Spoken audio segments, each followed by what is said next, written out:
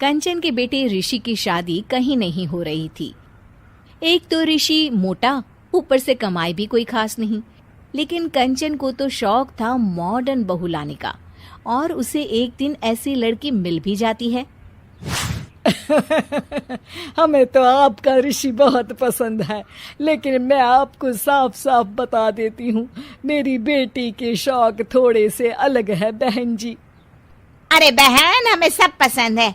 आपकी प्रियंका जैसी लड़की की तलाश मुझे कब से थी। जींस पहनकर अंग्रेजी में गिटर पिटर बोला करे।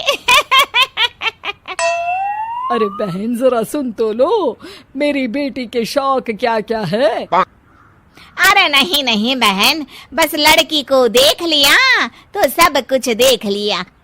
आप ना शादी की तैयारी करो, और वो जरा सामान की लिस्ट भी दी है ना मैंने।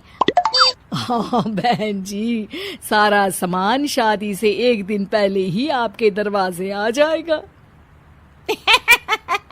मजा आ गया, मजा आ गया। अब तो बस आप शादी की तैयारी करो। प्रियंका के माता पिता के जाने के बाद कंचन का पति उससे कहता है, अरे भाग्यवान, तुम तो कुछ ज्यादा ही जल्दी दिखा रही थी शादी की। अरे बोलने तो देती, लड़की की माँ क्या बोलना चाह रही थी। अरे आप चुप रहिए जी, कुछ पता भी है आपको, बस मुफ्त में बोले जा रहे हैं। मेरी दोस्त शशि की बहू देखी, लंबी पतली और पढ़ी लिखी, हजारों में कमाई और संस्कारी भी। अरे पर जब वो मेरी बहू देखेगी तो जल भुन जाएगी। लेकिन तुम तो शादी ऋषि के लिए कर रही हो ना, या शशि के लिए?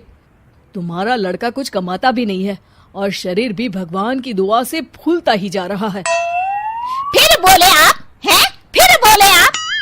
मैंने कहा ना, प्रियंका जैसी जींस पहनकर अंग्रेजी झाड़ने वाली बहू किस्मत वालों को ही मिलती है। चुप रहिए आप। पति के लाख कहने पर भी कंचन ऋषि की शादी प्रियंका से करवा देती है। लेकिन प्रियंका जैसे ही घर में आती है, वैसे ही जोर जोर से चिल्लाकर नाचने लगती है।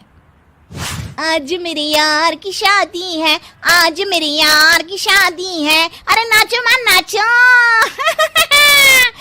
आज मेरे यार की शादी है। कंचन, उसका पति और ऋषि ये देखकर हैरान रह जाते हैं। लग रहा है बहू को शादी की बड़ी खुशी है। हाँ हाँ, बहू क्यों नहीं, हम भी नाचेंगे। अरे नाचो नाचो जी, मुंह क्या देख रहे हो, चलो चलो नाचो, बहू कह रही है।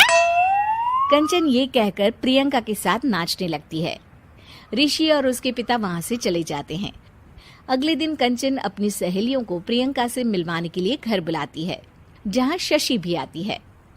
अरे शशि, कैसी हो? मैं ना तुम्हें प्रियंका से मिलवाती हूँ। अरे सच में बहुत ही एडवांस सोच की लड़की है। कितने मॉडर्न ख्यालात है उसके, पता है तुम्हें? अरे हाँ कंचन, जरूर।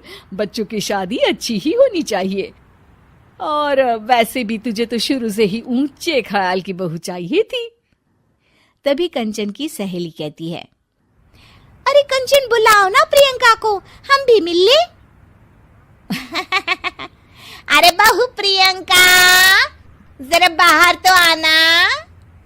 कई बार आवाज देने के बाद भी प्रियंका बाहर नहीं आती है, तो कंचन को बुरा लग जाता है।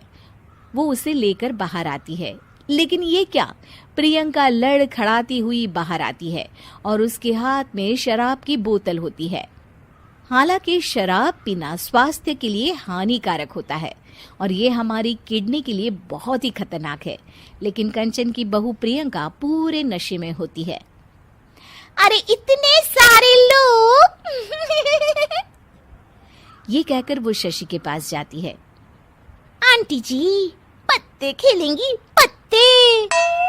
अरे दूर हो, दूर हो, तुम्हारे मुंह से तो शराब की बदबू आ रही है। अरे कंचन, माना तुम्हें मॉडर्न बहू चाहिए, लेकिन आधुनिकता का मतलब ये तो नहीं ना।